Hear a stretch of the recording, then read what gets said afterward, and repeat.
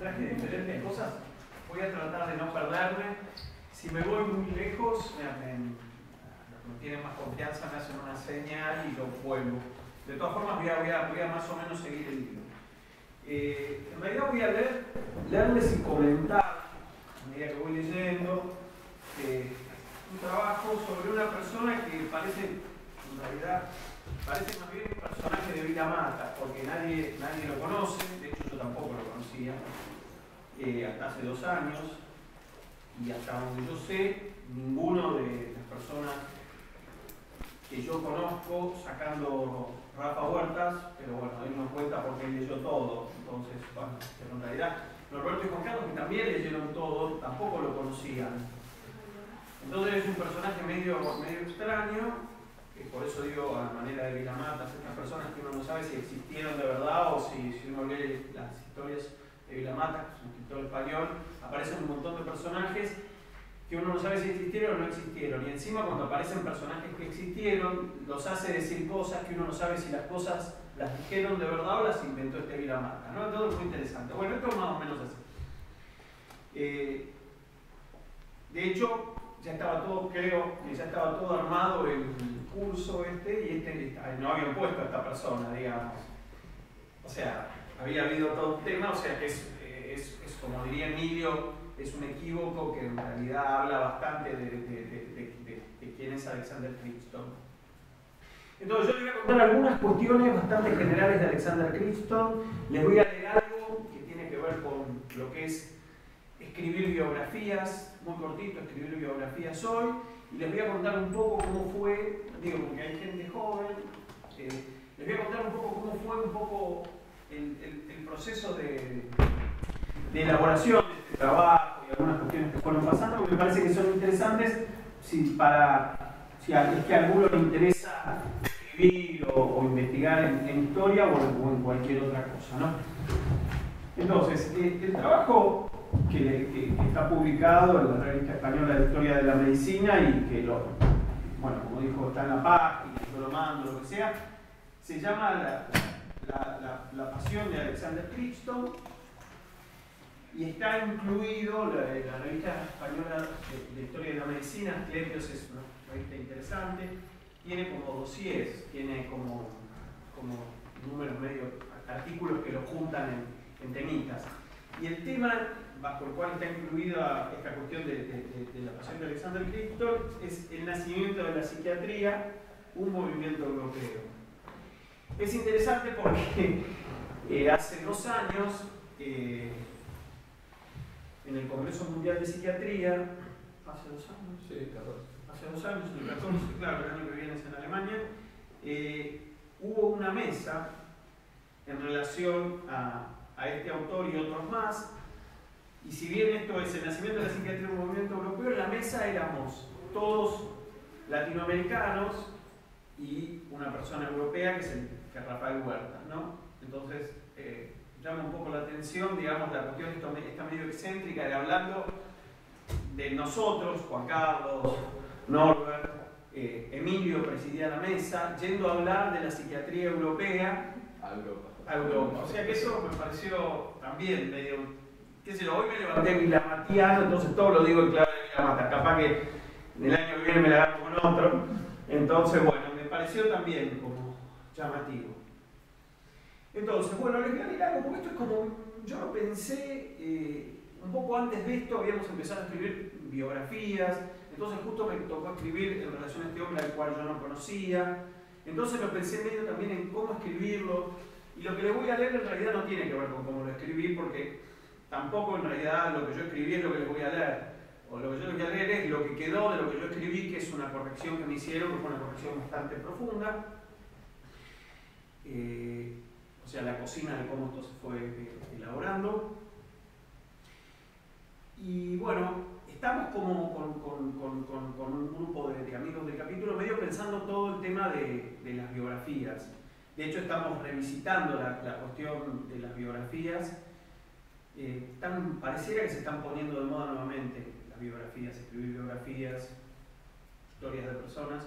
Tenemos un libro que está a punto de entrar a edición en relación a biografías. En el libro está Emilio, Gustavo, Juan Carlos, Roberto, Rafa.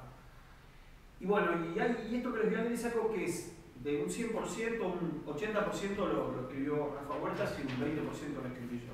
Pero me parece que sirve para contextuar lo que después le voy a seguir leyendo. Cualquier cosa me interrumpen. Por eso el retorno actual de las biografías ya no puede ser una vuelta a las vidas ejemplares. O sea, cuando a uno le dicen biografía, a uno un poco se le eriza la piel y dice, bueno, o sea, son todas estas vidas ejemplares o esto, lo que como se lo llamaba antes, vidas de santos o miradas hagiográficas. O sea, a uno le dicen biografía y uno inmediatamente en su cabeza, por lo menos las personas que se dedican a la historia, enseguida piensan, de lo que estamos hablando es de la vida de los santos. Si se quiere recurrir a las historias de vida, hay lugar. Les pido por favor que si tienen teléfono, si tienen que mandar mensajes, hablar o lo que sea que tengan que hacer, salen, lo hacen afuera. Porque me distraigo más en mi distracción actual.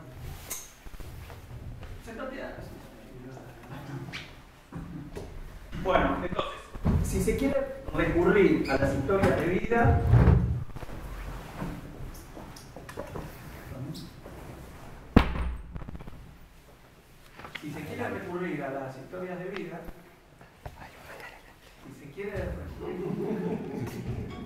El doctor Matusevich no puede seguir hasta que te sigas. Si se quiere recurrir. Ustedes me invitaron. No, por favor.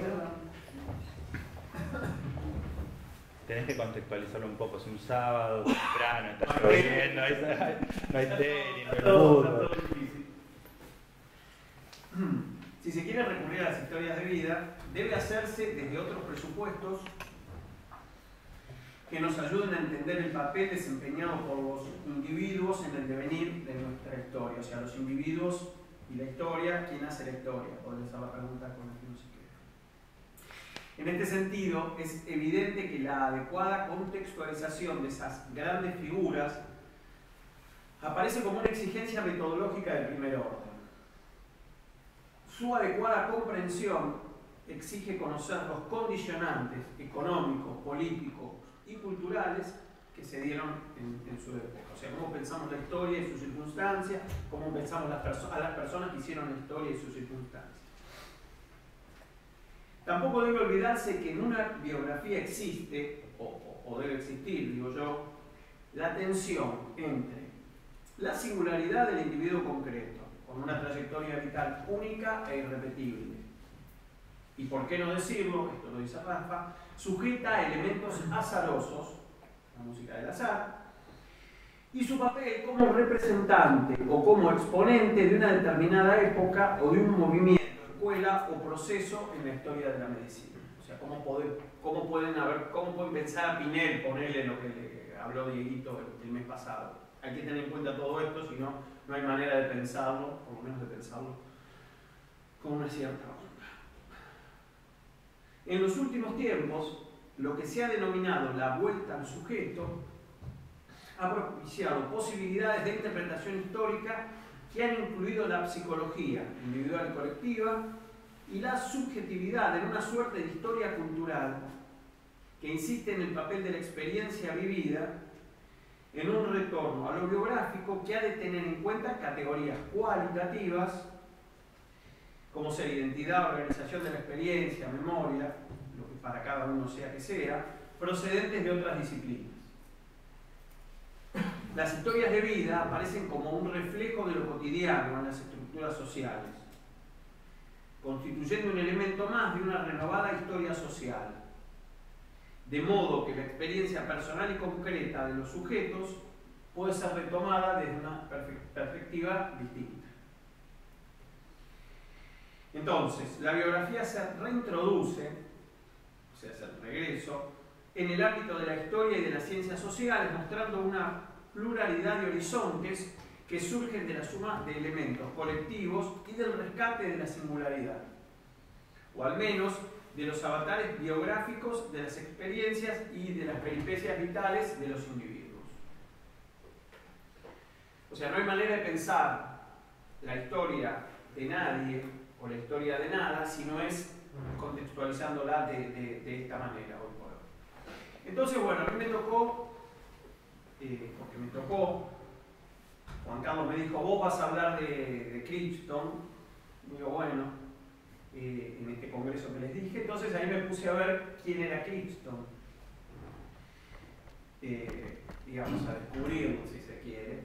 Y fíjense que ahora yo les voy a contar un poco más quiénes se ocuparon de Clipston, pero en castellano no hay nadie que haya escrito acerca de Clipston. O sea que esto es la posibilidad que hay de leer algo de Clipston en castellano, o es la primera vez que alguien escribe en relación a Clipston en castellano. De hecho, si hubiéramos hecho una encuesta de quién es Clipston, insisto, yo creo que nadie hubiera sabido quién es. Y es una persona que es interesante. También es interesante cómo funciona la historia y quiénes son las personas que trascienden y quiénes son las personas que no trascienden. Entonces yo, ahora que les cuente algunas cuestiones de la obra de Clipston, uno va a poder entender por qué Clipston no trascendió, ponele, y por qué Pinel trascendió tanto, ponele. ¿Se entiende? Entonces es como un juego así, como para que ustedes lo piensen y no se queden nada más con el personaje, que por ahí del personaje hay 3 o 4 cosas para decir y ya.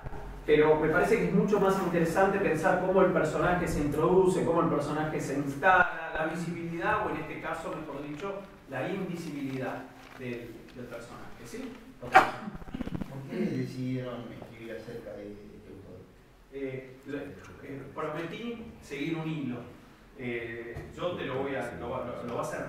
Si no te quedas dormido, te vas a enterar en aproximadamente 8 minutos.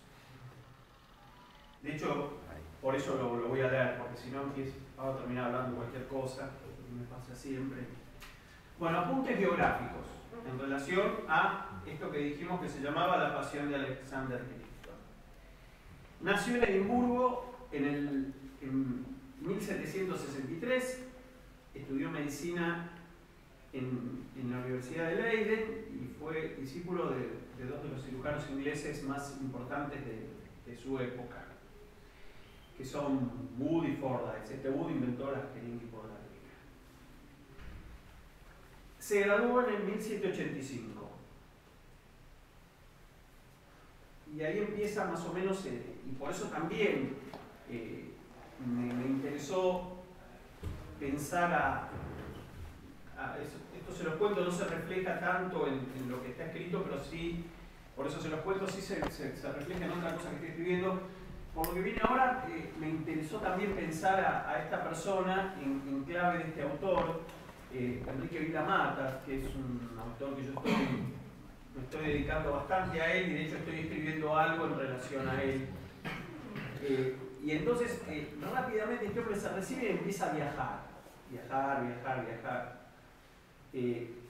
Y los personajes de este escritor Vila-Matas, que yo les decía, se la pasan viajando, digamos. En todos los libros de él siempre aparece gente que viaja, en realidad no aparece gente que se quede quieta.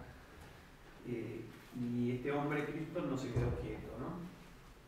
Bueno, entonces, Clipston pasó el invierno de 1785-1786, o sea, noviembre se recibe, en París.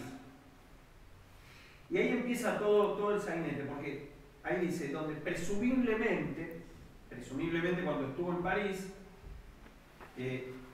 conoció a Pinel.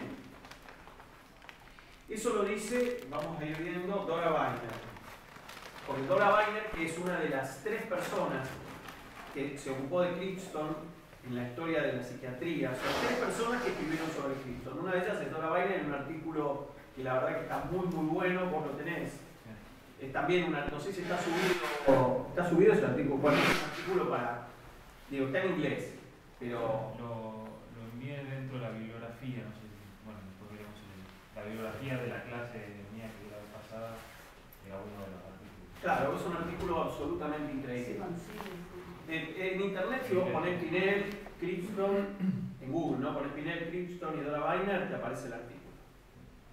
Digo, uno llega...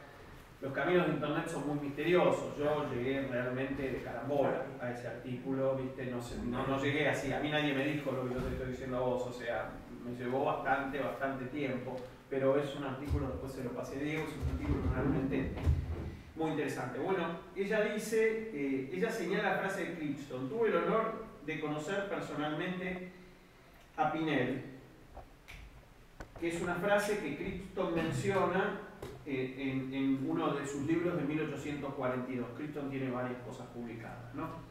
Es interesante esto de que se conoció o no conoció a Pinel, porque vamos a ver qué pasa con la obra de Crichton y Pinel. Digo, hay un tema también, un equívoco que es vigamatiano, que es divertido, y que no está aclarado para nada. Si bien muchos creen que está aclarado, Juan Carlos Estañaro, por ejemplo, hay otras personas que para mí no se sabe. Bueno, entonces se recibe en inglés, ¿ok? Se va a París. De ahí se va a Alemania, que esto es muy importante. O sea, Inglaterra, París, Alemania. Digo importante porque los franceses no iban a Alemania. Este señor fue a Alemania en esa época.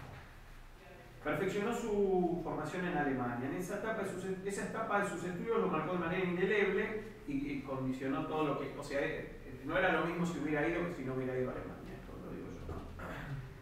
Él estudió alemán en Stuttgart y después estuvo en Viena siguiendo las enseñanzas de un tal Stoll, Maximilian Stoll. Después fue a Halle, donde vivió con la familia del que fue su maestro, un tal Meckel, y después se fue a Berlín.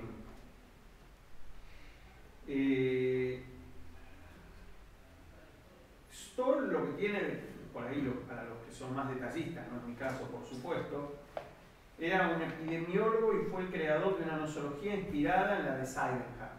Esa es digamos, el detalle, y también trabajó en estrecha colaboración con algunas personas que eran miembros de la escuela de Viena.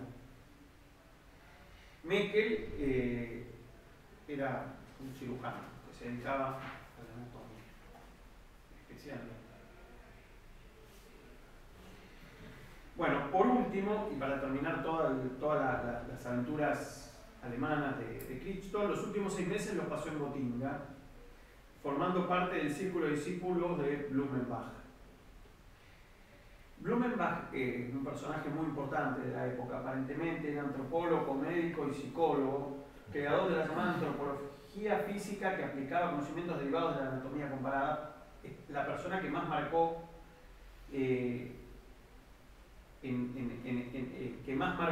al joven Crichton. Este Blumenbach era también otro que se la pasaba viajando. O sea, pareciera que los viajes ejercen misteriosos efectos en las personas, por lo menos en algunos de estos autores de la época. Gente muy inquieta, era un humanista y aparentemente tenía la colección de calaveras más importante de su época. Los divertimentos de las personas son muy misteriosos, ¿no? Este Blumenbach coleccionaba calaveras. Bueno, y ahí volvemos a Dora Weiner. Ella dice que la influencia de Kant, o sea, Crichton se empapa, se sumerge en Kant en la estancia alemana, fue absolutamente clave. O sea, capaz que yo podría decir esto y me voy, porque esto es después lo que aparece después. O sea, lo que dice Dora es lo siguiente. ¿Por qué Kant fue clave? Porque en Kant está esta oposición entre lo que es la racionalidad y lo que son las pasiones. Y esto es lo que definió la perspectiva de Crichton en relación a la locura. Pasiones por un lado, racionalidad por el otro. Kant fue a Alemania. Este viaje es el que los franceses no hicieron, y después vamos a ver qué más. Bueno, cuando vuelve cuando vuelve a Inglaterra, traduce un ensayo de Blumenbach, un libro de fisiología, y ese libro de fisiología es el que lo inspira a él para escribir. Lo voy a decir directamente como quedó en la traducción de castellano, porque si no es un despelote, solo en inglés. La investigación sobre la naturaleza y el origen del trastorno mental. Eso es de lo que yo un poquito les voy a hablar, ya les estoy hablando, y es el único libro y la única incursión de este hombre en todo lo que tiene que ver con el trastorno mental. Investigación sobre la naturaleza y el origen del trastorno mental. Eso es lo que él escribe y fue traducido al holandés, al alemán y al francés. O sea que los franceses lo conocían. Los holandeses también. Después vemos qué pasó con la traducción al español. En 1794 trabajó en el hospital de Westminster, que era el hospital más importante de Inglaterra, como cirujano. Se dedicaba también a la medicina, a la química, y después, bueno, lo nombraron apunte biográfico, no me quiero detener mucho en esto, médico del Duque de Cambridge. Y un dato de color que a mí me encantó: entre 1804 y 1819 se fue a Rusia. Parece uno de los que escribís vos, de tu libro, que andan girando por ahí. Desempeñándose como médico de la familia real y adquiriendo gran renombre. Médico general, Departamento de Medicina Civil de Rusia, o sea, en inglés, y le dieron la Cruz de San Vladimir. ¿Y qué más? Botánica, arqueología, zoología, arqueología y mineralogía. O sea, sociedades en Inglaterra, en Rusia, bla, bla, bla. Viajó por Rusia, Noruega, Alemania, Estados Unidos, Hungría y la India. Fue a la India. Y coleccionaba minerales.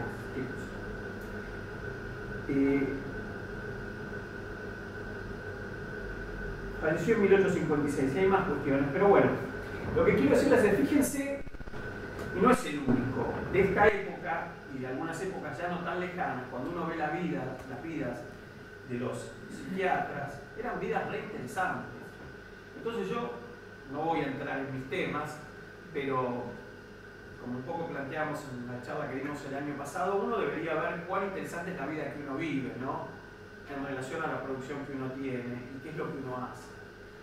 Porque a veces uno ve que las vidas, que uno no tiene vidas tan interesantes, pero pretende atender pacientes con vidas interesantes, como yo siempre digo. Entonces, si vos querés atender pacientes con vidas interesantes, más vale tratar de que tu vida sea interesante primero, ¿no? O sea, empecemos por la vida interesante de uno y después podemos acceder a el contacto con las vidas interesantes de los otros. Si no, se hace medio difícil, o por lo menos el que tiene vida interesante viene, te escucha un minuto y se va y te conecta, no me queda ni 10 segundos.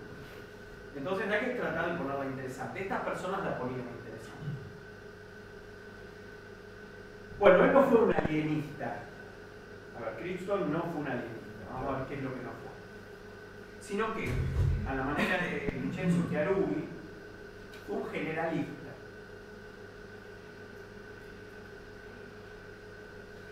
Entonces, como les decía antes, publicó un solo tratado sobre la locura, que pasó totalmente desapercibido, a excepción de, bueno, 10 personas. 10 personas. Entre ellas Pinel. ¿Cómo? Entre ellas Pinel. Entre ellas Pinel. Eso lo dejamos para el final. Entre ellas Pinel. No sé, el cuento, pero 10 personas lo conocieron. Insisto, vale la pena reflexionar sobre la visibilidad de las cosas que se producen, y por qué algunas cosas sí y otras no. Y acá viene un punto que para mí es importante. Recién, o sea, la traducción, lo que yo escribí a partir de leerlo, recién apareció en castellano en el año 2013. O sea, el acceso a Crichton en castellano lo tenemos recién de 2013. Y les leo la cita. Tengo por luego la cita bibliográfica. Bueno, Crichton, Alexander, investigación sobre la naturaleza y el origen del trastorno mental, primera edición en castellano, Buenos Aires, Olmos, 2013. El volumen que contiene esa obra lleva como título genérico, alguno de ustedes lo debe tener, Los prolegómenos del tratamiento moral, y reúne, aparte de este libro de Crichton, del cual yo me ocupé, textos de William Batty, Monroe, Colombier, Dublé y Lacan. Y bueno, y tiene una introducción excelente con notas biográficas de cada una de estas personas hechas por Juan Carlos Estañaro. O sea, todas las referencias que yo ahora les voy a ir leyendo de lo que dice Crichton son tomadas de la traducción al español. O sea que si alguno hubiera descubierto antes a Crichton y le hubiera interesado, lo tenía que leer del holandés, o si leía inglés del inglés, digamos, ¿no? Pero en castellano no estaba. O sea, en ese sentido, una vez más, hay que decirlo cada vez que uno lo pueda decir, es el trabajo que hace Juan Carlos Estañaro de permitirnos, a los que nos interesa, tener acceso a estas obras, digamos, yo creo que quizás el aporte más importante de la psiquiatría argentina de los últimos 40 o 50 años, no que podamos leer a Cristo, que podamos leer a todos los que realmente podemos leer. Por ahí me parece que uno no se termina de dar cuenta cabal de cuál es el, digamos, de cuál es el sentido de todo esto, y me parece que está bueno darse cuenta, sobre todo ahora que Juan Carlos sigue escribiendo y haciendo cosas, ¿no? Para poder valorarlo realmente, hay que valorar. A ver, ¿dónde está?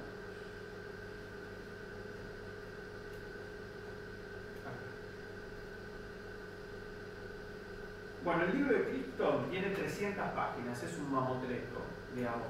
Si uno ve lo de Chiarugi, lo de Lacan, lo de Monroe, son mucho más chiquitos, son más como trabajos largos. Esto es un libro, o sea, es un libro dentro de un libro. Digamos, de las 600 y monedas páginas que tiene este libro, 300 son de Cristo. Me tocó el más largo. Creo que por eso me lo dieron, cuando se repartieron todo con Jeremías, todo se lo dan. Bueno, y está dividido el libro está dividido en 3 libros. Libro 1, libro 2 y libro 3. El libro 1 es sobre las causas físicas del delirio. 6 capítulos. El 2, historia natural de las facultades mentales y descripción de las enfermedades que las afectan. O sistema conciso de la fisiología y patología de la mente humana. Esto está dedicado a, como dijimos antes, a Blumenbach. Y el libro 3, que es el libro, digamos, sobre el cual en realidad los que ya les voy a contar que escribieron sobre Cristo, escribieron que es lo más importante, por lo menos no sé si lo más importante, está mal dicho, si es lo que de alguna forma trascendió. El libro 3 es sobre las pasiones y sus efectos. Ustedes entienden que tiene una importancia por la clase. Hasta capaz que estuvo bueno que primero haya sido Pinel, te digo, ahora que digamos, yo en realidad iba a ser Cristo, yo me fui de viaje, entonces se invirtió el sentido de las clases, pero me parece que ese salto de página, como dice, fuera del programa, como dice Sarlo, que tuvo sentido. Bueno, Crichton dice, en el primero de los 3 libros investigo las causas físicas o corpóreas del delirio.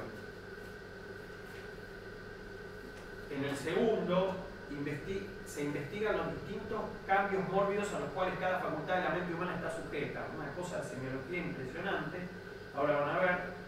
Y en el último libro, bueno, habla de las pasiones. Y bueno, él dice de las pasiones, me he concentrado demasiado quizás, es autocrítico, en la fisiología de estas maravillosas afecciones de nuestra parte moral. Cuando se refiere a las pasiones, sí se refiere.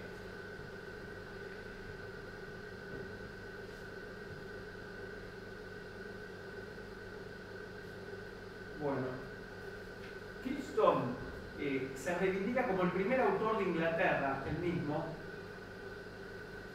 o sea, que ha escrito sobre las enfermedades mentales.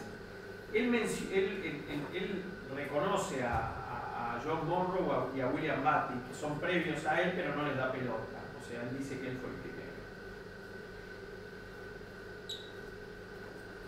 A ver.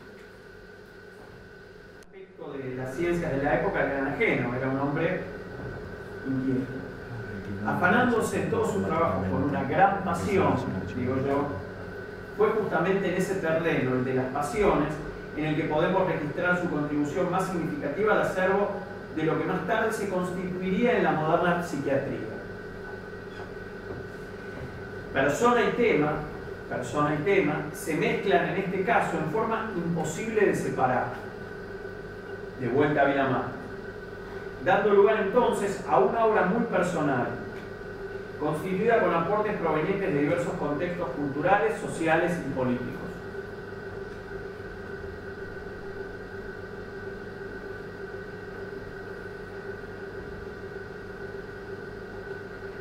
Bueno, en este artículo y a manera de muestra de algunos de los diversos aspectos de una obra muy poco visitada, se desarrollarán ciertas temáticas del corpus teórico crichtoniano. Método general, vamos a ver un poquito, apenas. Contribuciones a la semiología de la mente. El análisis del proceso de envejecimiento, muy interesante. Y después, la conceptualización del mundo de las pasiones y de la locura. El sentido de haber hecho esto es una introducción a lo que les estoy leyendo, acercar al lector interesado en estas cuestiones, en particular al hispanoparlante, porque no todo el mundo lo inglés tiene por qué hacerlo, digamos. O sea, el lenguaje de la ciencia pareciera que es el inglés, pero eso es una trampa más, digamos, ¿no? Una aproximación a esos aspectos de la obra de Crichton y subrayar su importancia, habitualmente soslayada, en relación con el nacimiento de la psiquiatría. Bueno, las únicas personas que se ocuparon de Crichton, y ahora sí les digo eso, son Dora, en este artículo que les mencionaba antes, que puede subir a la red, que se puede buscar, Dora Weiner, en 1990. El querido Germán Berriós, en el 2006, saca un artículo muy interesante donde también plantea un poco este entredicho. Él toma posición en relación a esta cuestión de las pasiones, Crichton y Pinel. A eso se dedica Berriós en uno de los números de History of Psychiatry, que es la revista, increíble revista de Berriós, en el 2006. Y un canadiense, que Rafa Huertas lo conoce personalmente, que no es un médico, es un investigador, un historiador, que se llama Luis Charland, en el 2008 escribe el que para mí es el artículo más completo de Crichton. O sea, estas tres personas son las únicas que se ocuparon de Crichton, y yo creo que estas tres personas y Rafael Huertas son las únicas personas que alguna vez pensaron en Crichton. Bueno, Dora Weiner murió hace no sé cuántos años ya, ¿no? Germán Berriós tiene 70 y algo, y Charland no sabemos. Quiero decir, no es un autor muy pochoclero, muy...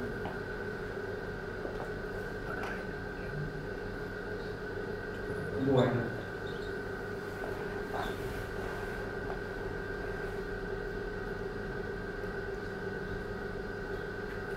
En la primera parte del libro él desarrolla su método general, y la verdad que me parece interesante, es un poco plomo, pero piensen de qué época estamos hablando, ¿no?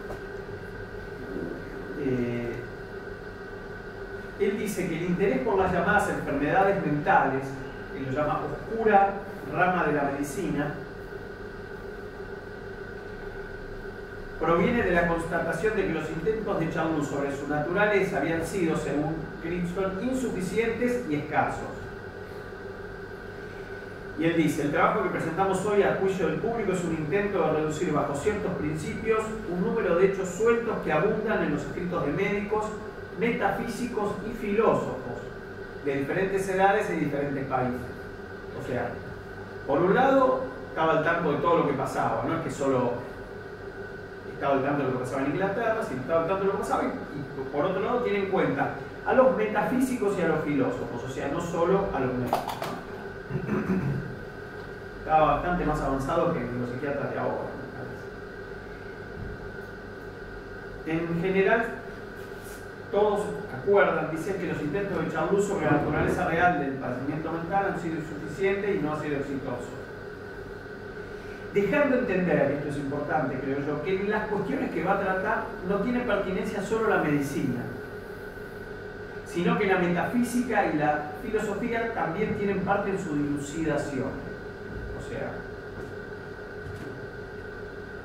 este es un dato que yo digo que hay que tenerlo muy en cuenta al final cuando hablemos de las pasiones. Y este es el punto central, o uno de los puntos centrales que dijimos al principio, digamos. O sea, aquí aparece de manera precoz la impronta germánica en su forma de encarar la presentación del texto, descartando de plano la posibilidad de que para comprender un X tema solo sea suficiente o necesario y suficiente una sola mirada, o la mirada científica, ¿no? El método que él usa, él lo llama el método del análisis. Atento. Entendiéndolo como el único criterio de prueba de la verdad, no solo en cuestiones de sentido externo, sino también en objetos de razonamiento abstracto. Dice él ahora, textual. Ya que al realizar este tipo de investigación, cada componente o elemento constituyente debe ser examinado por separado. Este es el modo más seguro de detectar errores. y como con él se aclaran todas las ideas complejas, en la medida que las partes individuales que la componen están claramente representadas en la mente. Es el mejor modo de establecer resultados bien fundados, a través del análisis. Y él sigue. El éxito o el fracaso del análisis dependerá del conocimiento previo de la persona que lo realiza, ya que requiere que quien emprenda la tarea esté familiarizado con la mente humana normal. Y entonces, ¿cómo tiene que ser son como mini highlights, ¿no? ¿Cómo tiene que ser el investigador, según él? Debe aunar una visión clara y serena con la imparcialidad del historiador natural.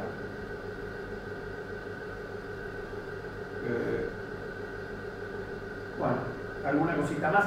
Debe ser capaz de volver a la infancia y ver cómo la mente está modelada por la formación recibida.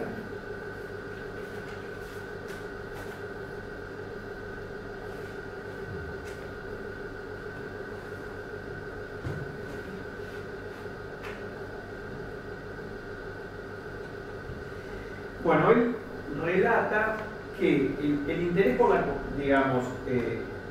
por los trastornos de la mente humana se vieron reavivados a partir de una publicación alemana. O sea, él recibió una revista alemana, que es una revista de, bueno, acá está en alemán, no sé cómo se dice, que se la mandó Blumenbach, el que hablamos antes. O sea, la impronta alemana una y otra vez vuelve.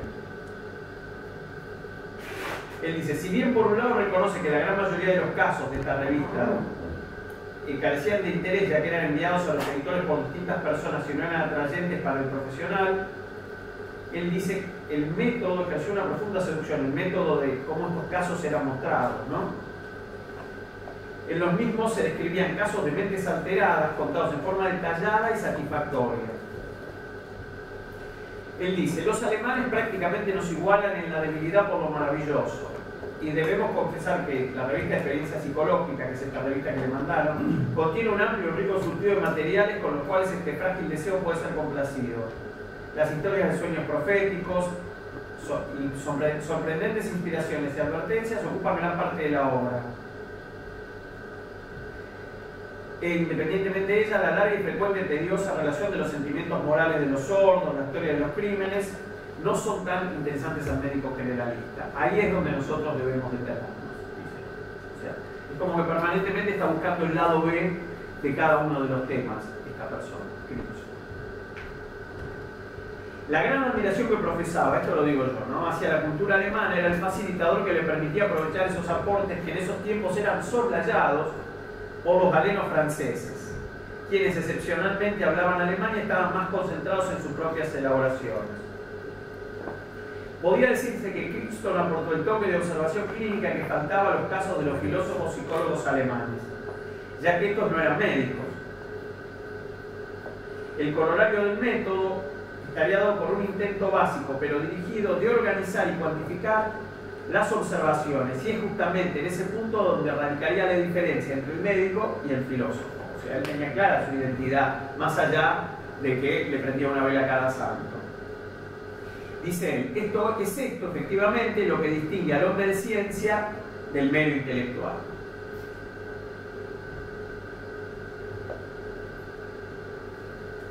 Bueno, entre los referentes teóricos de Crichton, con quienes ora se inspira y ora discute, esto lo puso Juan Carlos Estañaro. A ver, nosotros tuvimos que hacer estos trabajos y tuvimos correctores.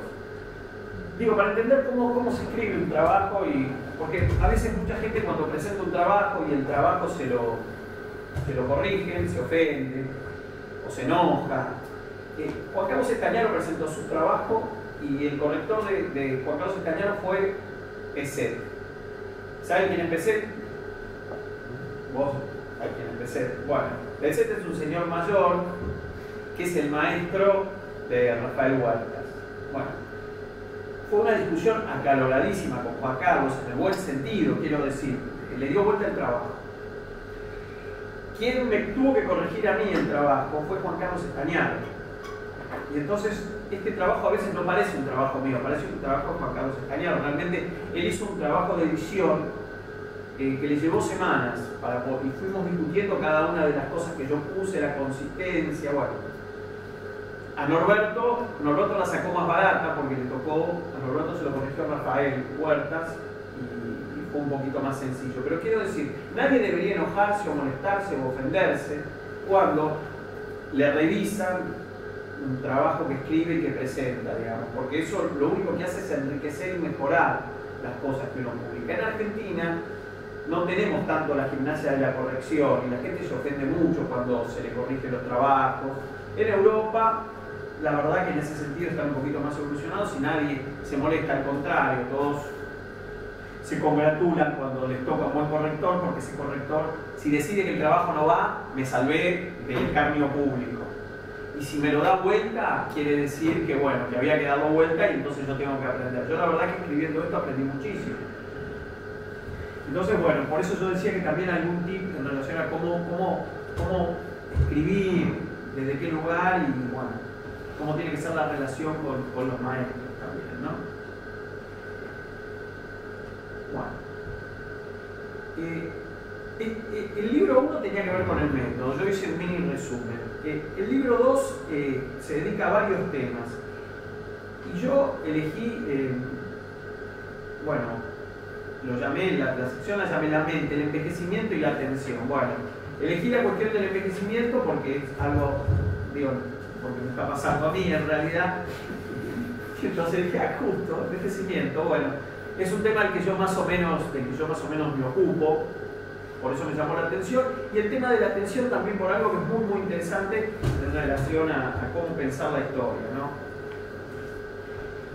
Y lo discutimos también bastante con Juan Carlos, fue un tema complejo y me parece que esto de la atención, tengo que, así como digo una cosa, digo otra, tengo que decir que en realidad se me ocurrió a mí, me llamó a mí la atención y ninguna de las personas que me precedieron en relación a Crichton pusieron el ojo en esto.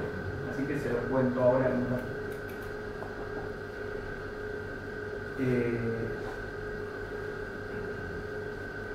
Bueno, en la primera parte del libro 2, la sección yo la llamé la mente, el envejecimiento y la atención. En la primera parte él trata de definir la naturaleza de la mente, una tarea ímproba, y él la relaciona es como tratar de averiguar solo a través del pensamiento la naturaleza del Todopoderoso, si existió antes de los tiempos o si él mismo tuvo un comienzo, cuando compara lo que es hablar de la mente. Bueno, todo el tiempo Cristo hace mención a los límites del conocimiento humano, una apelación a una suerte de humildad epistemológica que estaba bastante ausente en la mayoría de los pibes que escribían en esa época, y hoy ni que hablar, ¿no? Los límites de la razón humana están claramente marcados y pueden ser fácilmente discernidos por cada investigador, dice Cristo, cualquiera sea el grado de entusiasmo con que lleva a cabo sus investigaciones, siempre y cuando su juicio no sea cautivado por la pasión del orgullo, o no esté cargado del prejuicio extraño e inamovible acerca de que los poderes y la perfección del hombre no tienen límites.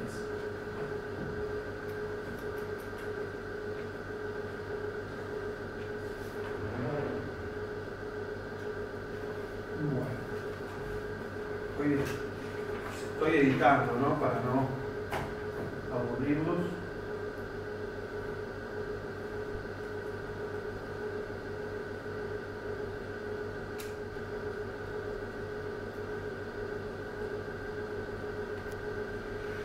Bueno, vamos a la cuestión del envejecimiento. En las páginas dedicadas al proceso de envejecimiento cuestiona profundamente la teoría sostenida por la mayoría de los psicólogos de la época, que afirman que a medida que nuestro cuerpo envejece y se debilita, las facultades mentales decaen de forma irremediable. La verdad que muy impresionante que él dijera eso en ese momento. El desarrollo de algunas cuestiones en torno a la vejez se compadecen de la discusión acerca de la materialidad del alma que se viene comentando en este apartado. Eso no se lo tenemos. Dice Cristo, si se puede probar que la mayoría de las personas que ejercitan debidamente la memoria, la imaginación, el juicio y todas las demás facultades mentales, aparte de llevar una vida sana, mejoran gradualmente su mente mientras su cuerpo va envejeciendo, es seguramente más que una prueba supuesta el hecho de que los elementos del alma, si se me permite la expresión, él habla del alma y no tiene problema, son muy distintos de los materiales que componen el cuerpo. Bueno, y cita a Cicerón, digamos, ¿no? El ensayo del envejecimiento, que es excelente, donde se pueden encontrar numerosos ejemplos de hombres cuyo intelecto se mantiene totalmente vigoroso luego de que sus fuerzas físicas han desaparecido casi por completo. Platón murió a los 81 años mientras trabajaba en la elaboración de su obra, y así otros ejemplos. Para darnos fuerza y potenciar sus argumentos, selecciona algunos ejemplos más de contemporáneos de ancianos lúcidos. Samuel Johnson, Voltaire, Erasmo Darwin, no son pruebas directas de que la mente sigue mejorando luego de que el cuerpo comienza a decaer. Newton, cuando estaba cerca de cumplir 80 años, resolvió el famoso problema de las trayectorias. Con estos ejemplos de envejecimientos exitosos, el autor intenta demostrar que para ser justo es necesario mencionar que a pesar de que se puede probar que los fenómenos de la mente son muy distintos de los que parecen pertenecer al cerebro, fíjense que permanentemente está esta discusión entre cerebro y mente, de los que parecen pertenecer al cerebro y a los nervios, no aclaran la duda en cuanto a la materialidad o inmaterialidad del alma, ya que a pesar de ser esencialmente diferente, al cerebro aún así puede ser materia. A lo largo de toda la obra, Cristo procura separar aquellas cuestiones que podríamos llamar científicas, que se sostienen por argumentos, de aquellas otras que él mismo denomina creencias, totalmente subsumidas a cuestiones inmanentes al mundo de la fe, alejado del mundo de la ciencia. Bueno, y después viene un capítulo que es el capítulo que se ocupa de la atención y sus enfermedades. Él dice que la atención es una de las facultades de la mente. Entonces él plantea una hipótesis que a mí me pareció de lo más interesante, según la cual plantea las diferencias cualitativas en cuanto a la capacidad de prestar atención por parte de distintas personas. Y se detiene especialmente en la predisposición que manifiestan algunos a experimentar ciertas pasiones o emociones, y no otras. Esto es en realidad un anticipo de lo que viene, del libro 3. Un hecho fácilmente comprobable por la experiencia diaria es que algunos hombres, debido a su organización o constitución corporal, son más propensos a ciertas emociones y pasiones que a otras, como por ejemplo las emociones violentas de la ira y sus modificaciones, las emociones del temor, el deseo sexual y sus modificaciones. Propone que ciertas direcciones de la atención, más allá de que a pesar de los deseos y las emociones, a los cuales ciertos individuos están sujetos por la conformación original de los nervios y que le otorga necesariamente una preferencia a la facultad de la atención, especialmente en los hombres más ignorantes y salvajes, con los objetos que provocan estas afectaciones. Después se describe lo que llama la enfermedad de la atención. Y dice así: surge en forma casual, es inducida también por problemas estomacales. Cada impresión parece generar agitación en la persona y un grado antinatural de inquietud mental.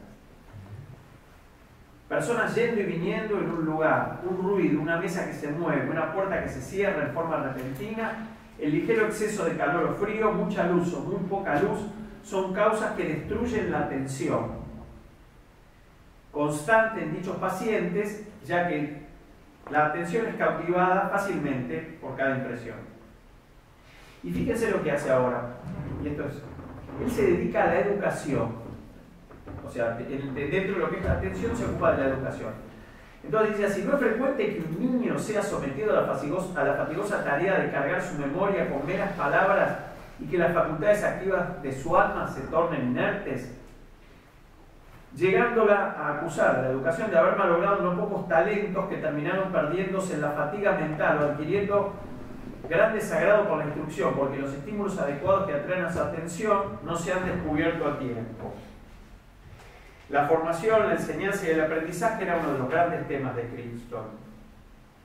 Y a pesar de que estamos en una parte semiológica, él se dedica a toda esta cuestión que tiene que ver con la instrucción y las consecuencias. Es en esa línea que sostiene que en muy contadas ocasiones se tienen en cuenta los aspectos singulares de los individuos al definir su formación. Piensen de qué época estamos hablando. Desafortunadamente sucede que el tratamiento mental de los niños, no solo en los colegios y en las academias, sino también en los hogares, es en general el mismo para todos. Y algo similar sucede con las niñas. Tenía perspectiva de género. Pocas veces se tienen en cuenta las peculiares idiosincrasias o tendencias individuales. Y después sigue con unas descripciones que están buenísimas, con aquellos infantes que requieren distintos objetos de estudio para poder llamar su atención en forma suficiente y ejercitar sus mentes en formas adecuadas. Todo profesor debe haber observado que para muchos las monótonas y difíciles gramáticas del latín y del griego son tan desagradables que ni siquiera el miedo a la varilla o el trato indulgente genera que presten atención. Si se determina que un niño de esta disposición no es deficiente en cuanto a la comprensión natural, ¿por qué se pierden tantos años en infructuosos intentos que seguramente son fastidiosos para el tutor y perjudiciales para los niños? Un médico sabio consideraría que un tipo de alimentación sería apropiada para todo tipo de complexión. Se puede ver que en general los niños con voluntad se interesan fácilmente por otras ramas del estudio. Si ese es el caso, la inclinación natural de la mente no debería ser frustrada a la fuerza ni abandonada. Bueno, y aquí es el punto que a mí me llamó la atención antes de terminar con la cuestión de las pasiones. Esta última aseveración, esto que digo de la varilla, de los chicos que no se pueden concentrar y todo esto, yo hice todo un seguimiento y en varios autores contemporáneos lo dicen que las personas que, si ustedes van a libros del trastorno por déficit de atención con hiperactividad, ¿vieron esos libros que hay, trastorno por déficit de atención, como sea un manual? El primer capítulo siempre dicen que es de historia. Entonces, en realidad es un capítulo que dice en 1908 tal tipo dijo tal cosa, tal tipo dijo tal otra. No son capítulos de historia, sino como que siempre llaman a uno que exprime un primer capítulo de una introducción histórica a cualquier tema. Bueno, en todos los libros de trastorno por déficit de atención e hiperactividad, dicen que la primera descripción del síndrome fue de Alexander Crichton. Cuando él no vio un paciente en su puta vida, por otro lado, o sea, sino que leyó todas estas historias y estas son todas elaboraciones que él hace. ¿Se entiende? Buen ejemplo de historia anacrónica. Por supuesto. Entonces, por eso digo, esto sí me pareció interesante. Pero, perdóname, ¿esto aparece en manuales traducidos al español? Ahí te leo. ¿La referencia histórica? Sí, señora, ahí te leo. Se puede citar al menos dos trabajos. El primero de ellos de Palmer y Finger, publicado en el año 2001 en Child Psychology and Psychiatry Review. Ahí sí lo leo. En el mismo, estos autores, que son tipos récord, yo hice todo el seguimiento, narran el trabajo de Crichton que estamos reseñando para concluir diciendo que la descripción hecha por nuestro autor antedata más de 100 años a la realizada por un tal George Steele, que es un pediatra que se está considerado como el padre del ADD. En otro trabajo escrito por Lang, Reichel, Tucha y Tucha en el 2010, y publicada en Attention Deficit and Hyperactivity Disorders. Son revistas muy... Yo no sabía ni qué, o sea, hice todo la investigación, son revistas muy serias. En inglés. En inglés. Todo, no, castellano, olvídate, castellano nadie. Que cita como fuentes biográficas a Palmer y Finger, o sea, a los dos a los anteriores, y a Tansey.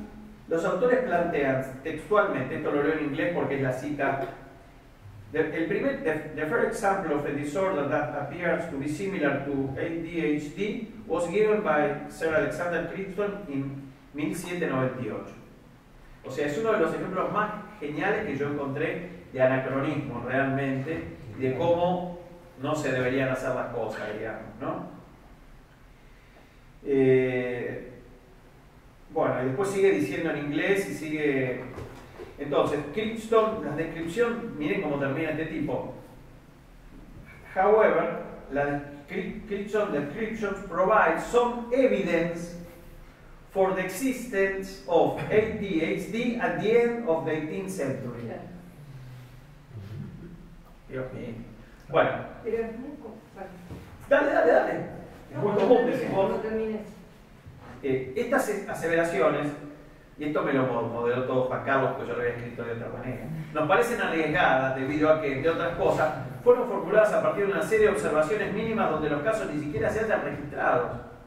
Por otro lado, Crichton no continuó publicando ni registrando sus reflexiones y solo se cuenta con el capítulo de semiología de la atención en el libro 2 de su única obra, dedicada a la psiquiatría, donde ni siquiera encontramos el historial de un paciente, sino solo observaciones generales en torno a la cuestión de la atención patológica de la niñez.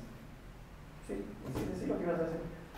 Bueno, que hay una tendencia en el positivismo en historia a ir a buscar un antecedente que funde el constructo más allá de los tiempos, o sea, para mostrar que exactamente, muy importante eso. Estaban los griegos antes de que los griegos supieran lo que era la psiquiatría y que estaban en la Ilíada y la Odisea cuando la gente tenía...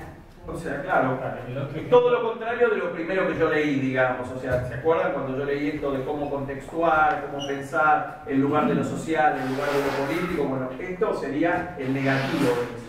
El otro ejemplo interesante que cita Berlioz es los que hablan de historia del trastorno bipolar en estas introducciones y citan a Eteo de Capadocia. Con el típico. Bueno, por eso. Ahora, esto para mí fue realmente un hallazgo y me resultó súper divertido. Y más interesante que Crichton en sí es todo lo que Crichton, se entiende todo lo que Crichton nos permite reflexionar y las cosas que nos permite pensar y las ideas que podemos discutir y bueno, y las personas más jóvenes, digamos, cómo pensar la formación, digamos, ¿no? Digo, cómo no comprar pescado podrido. Bueno, afortunadamente hay bastantes maneras. Igual yo quería decir una cosita más respecto del anacronismo, porque también hay un trabajo de Huerta en base a una referencia que yo le di sobre el tema del anacronismo. Él dice que habría dos anacronismos, ¿no? Hay un anacronismo que es el de decir, bueno, los que antes, como decía Elena, ¿no? Los que antes los griegos decían que era tal cual cosa, nosotros ahora decimos esto. Es buscar una certificación en el origen, digamos así, ¿no? Y otro anacronismo sería el anacronismo bueno, digamos, y ahí Rafael toma un texto de Nicole Leroux que se llama Elogio del anacronismo, justamente, para hablar de cómo de alguna manera no hay historia que no sea anacrónica. Toda historia es anacrónica. Cuando Daniel dice, bueno, lo que acá podemos pensarlo, que de alguna manera pero porque toma también nuestra historia, sobre todo la historia de la psiquiatría, es una estratificación de cosas. No es algo que, ni es algo lineal al modo positivista, ni es algo estanco al modo del eucronismo del contexto, ¿no? Bueno, en ese momento, en esa época, Alexander Crichton y esto... Yo jamás discutiría eso, jamás lo discutiría. Pero ¿me entendés? O sea, está perfecto. Me parece no hay otra manera de hacer que no sea anacrónica. Pero la diferencia... Vean ese artículo de esa parte de Rafa, que está en el libro Historia Cultural de la Psiquiatría. No recuerdo... En la última parte de un capítulo que habla, no me acuerdo de qué, pero dice... Pero me parece que lo que uno tendría que diferenciar impecable eso, digamos. En relación a lo que decía Elena, y a mí me parece que digamos, es la intencionalidad política de hacerte pensar una determinada cosa, ¿entiendes? Eso va por un camino. Por otro camino vos contás una historia que por supuesto, obviamente tiene una intencionalidad política también, pero que da libertad. Me parece que no es lo mismo. Que hacerte querer llegar a un determinado punto, bueno, claro, las enfermedades mentales, en realidad ya no sé, Ulises tenía, viste, qué sé yo, trastorno por hiperactividad, estaba ya, si Ulises quiere decir eso, viene hecho, viene dado, quieren que yo piense eso, no quieren que yo piense. En cambio yo obviamente que tengo una intencionalidad política, pero... ¿Cómo? Exactamente. Por eso, pero ahí ellos te llevan a ese punto. Me parece que de eso es de lo que hay que cuidarse, ¿no? O sea, uno tiene que ir solo. En estos casos son viajes en solitario siempre. Porque si no, no tendría ningún valor hablar de estas cosas acá. ¿Para qué hablarías de Crichton si no somos historiadores? ¿Para qué hablarías de igual no sé muy bien para qué te hablas. Si no es para... Bueno, es importante. Yo creo que sé por qué vengo acá. Yo creo que sé por qué vengo acá. yo creo que hablar de Cristo tiene que tener algún efecto, digamos, retroactivo en lo que uno hace en la clínica. De alguna manera es transportar anacrónicamente eso. Y darle una vuelta de tuerca, por supuesto. ¿No? Me parece a mí, no sé, digo. Si no hacemos una historia de museo y congelamos todo. ¿Qué uso clínico podés hacer de los anacrónicos? Como dice Elena en su libro, ¿no? Un uso filosófico del pasado, ¿no? Según Hacking. Cada uno sabe por qué, o no sabe, por lo menos, cada uno sabe que no sabe por qué. Me hiciste acordar que en ADD, no sé si los que hacemos psiquiatría infantil, hay un, no me acuerdo qué libro que muestra dibujos de fines del 1700, principios de 1800, de niños con el maestro no prestando atención, escapándose, no sé, dibujos antiguos, Claro, no sé qué acordar de eso. Una foto de un chico corriendo y claro. Sí, bueno, es eso. Niños sanos.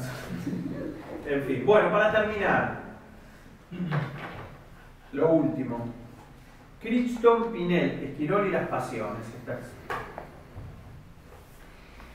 El libro tercero trata sobre las pasiones y sus efectos, y es la parte más visitada y conocida de la obra. Bueno, a pesar de que este fenómeno dista mucho de alcanzar la difusión que merece, o sea, es la más conocida y la más visitada, pero no es que va mucha gente, no creen. Este hecho estaría relacionado con que el énfasis puesto por el médico escocés en el estudio de las pasiones aparentemente influenció el pensamiento tanto de Pinel como de Esquirol. Y ahí ya entramos en las ripideces. Esto lo dice Weiner y también lo dice Tañán. Para Crichton, la clave residía en una prolongada observación de los sentimientos de los pacientes, expresados en palabras, gestos o actitudes, ya que esta estrategia era la única que permitía arribar a un diagnóstico, manteniéndose alejado de cualquier tipo de especulación. En este punto podemos decir que los caminos del escocés, acuérdense que nació en Edimburgo, y del francés se cruzan, ya que ambos proponían poner el foco en el paciente. De todas formas, Pinel va más allá, debido a la propuesta y a la sistematización del tratamiento moral. Mientras que, con esto que les estoy contando, Crichton realiza un aporte único y aislado al nacimiento de la especialidad. Único y aislado, pero bastante denso, meduloso, y que pasó 100% desapercibido, o sea, no por único y aislado. De todas formas, podemos decir que al intentar hacer desaparecer todo atisbo de juicio, digo yo, ¿no?, o de moralización, se da un paso trascendental en la transformación del loco en paciente. Los capítulos sobre la alegría, la tristeza, la melancolía, el miedo, la ira y el amor, pasajes claves para entender la concepción del autor acerca de las pasiones, constituyen un intento de desarrollar una psicopatología puramente fisiológica y totalmente independiente de consideraciones éticas o morales. Este es el intento, ¿no? Él dice así: los moralistas y los metafísicos han escrito mucho, pero se han limitado solamente al ámbito moral y metafísico. Las investigaciones que han realizado no son útiles para el médico. Las pasiones deben considerarse desde un punto de vista médico y deben examinarse con el ojo de un historiador natural y con la imparcialidad del filósofo. No nos concierne si las pasiones se consideran afecciones naturales o antinaturales, o morales o inmorales. Son fenómenos cuyas causas naturales deben ser investigadas. Dijo esto antes que... Bueno, Pinel conocía los postulados de Crichton. El texto de Crichton es de 1798. Pinel traduce el capítulo sobre los delirios de ese libro en 1798-1799, es decir, casi 2 años antes de editar su tratado.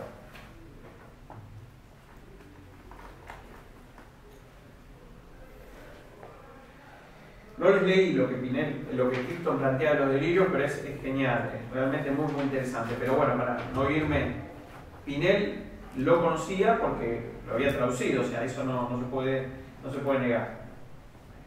Esto queda demostrado en la introducción de la primera edición del tratado, en 1800.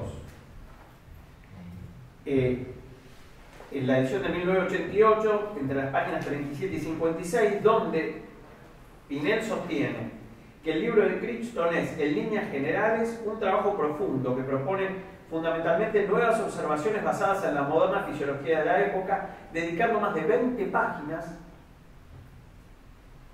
primera edición, ¿no? Dedicando más de 20 páginas a desarrollar sus ideas al respecto del texto del inglés. Berrios dice que Pinel estaba muy impresionado por el hecho de que Crichton usara el concepto de pasión en su libro en forma fisiológica y no metafísica, sin ningún tipo de referencias a la moralidad o a la inmoralidad. Esto lo dice Berrios. Charland, que es el canadiense, el tercero de Discordia, argumenta que lo que más impresionó a Pinel y Esquirol fue el rastreo riguroso de la psicopatología de las pasiones, retomado por estos autores en sus propias elaboraciones acerca de cuál era el lugar de la pasión en la enfermedad mental. Asimismo sostiene que la mirada de Crichton era puramente fisiológica, soslayando cualquier tipo de aporte filosófico, ético y moral, a pesar de tomarlos en cuenta. Berrios problematiza en detalle la cuestión de las nuevas observaciones, planteando en forma enfática que en el libro de Crichton no existe ninguna nueva observación, en el sentido de aporte personal o original, ya que todos los casos presentados fueron tomados de esta revista de psicología, de experiencia psicológica, estas revistas alemanas que le mandó Blumenbach. Nuestro autor comenzó a recolectar material para su libro a los 30 años de edad. Hasta entonces su experiencia en diagnósticos de locura o el manejo de este tipo de pacientes era inexistente. Pero Berrios dice, diferenciándose de Weiner, que las influencias de Crichton sobre Pinel y Esquirol no quedan del todo aclaradas. Dice que pareciera que el escocés impresionó más a Esquirol que a Pinel, ya que el primero dispuso de más tiempo para leer la obra antes de publicar su tesis, mientras que si bien Pinel conocía el trabajo de Crichton previamente a la publicación de la primera edición de su tratado, las ideas principales sobre las pasiones ya habían germinado en la mente de Pinel con anterioridad a la redacción. No sabemos cómo sabe que las ideas ya habían germinado, pero dice que las ideas ya habían germinado. Es textual la traducción del trabajo de Berrios. Y en la segunda edición del tratado, y esto es muy llamativo, en la primera edición del tratado hay 20 páginas hablando de la Crichton y las pasiones. En la segunda edición del tratado dedica solo 2 páginas, reduciendo drásticamente el reconocimiento y la valoración del trabajo del inglés. Tomá mate, está bueno. Ahora, fíjense, acá tenemos varios expertos, en francés y en Esquirol, la tesis de Esquirol sobre las pasiones, ¿cómo se llama? Consideradas como ahí va, publicada en 1805, nos remite desde el título a la obra de Crichton, que ahí ya nadie puede decir que Esquirol no lo leyó en detalle y lo tenía subrayado. Un planteo que subyace a estos trabajos es el uso que se le podría llegar a dar a las pasiones en el tratamiento de los pacientes. Dora plantea a Weiner que Pinel y Crichton proponían que si el paciente comprendía sus pasiones cerradas, podía llegar a cambiar sus conductas, mientras que Esquirol proponía usar las pasiones como un tratamiento de shock, que permitiera que el paciente recuperara la razón. Y digo yo, por decir algo, ¿no? Es tentador pensar a Crichton como el eslabón perdido entre la clínica francesa y la alemana, ya como se ha consignado antes en este trabajo, las vicisitudes de su formación le permitieron sintetizar y aplicar los aportes obtenidos en un modelo de pensamiento original que posteriormente no fue retomado por otros autores, a diferencia de la saga iniciada y continuada y profundizada por Pinel y por Esquirol. De todas formas, consideramos que las relaciones, similitudes y diferencias entre estos autores están lejos de haber sido investigadas a fondo. O sea, creemos que es necesario avanzar aún más en la lectura de Crichton. En realidad, para mí es necesario empezar la lectura de Crichton, porque no hay con quién discutir, porque nadie lo leyó. O sea, consideramos que sería adecuado intentar una sistematización, cosa que sí se ha hecho con la obra de Pinel, o sea, sistematizar en las 300 hojas que nos dejó Crichton, digo yo, debido a que existen numerosos matices que no han sido considerados. Tal vez quien más se acercó a ellos fue Charlan, el canadiense, pero Charlan solo se dedica en su trabajo al tercer libro. De lo único que habla es de las pasiones y deja fuera todo el resto de la obra de este hombre, del escocés. Bueno, nada, era esto lo que... El otro día cuando vimos Pinel, vimos esto de cómo había leído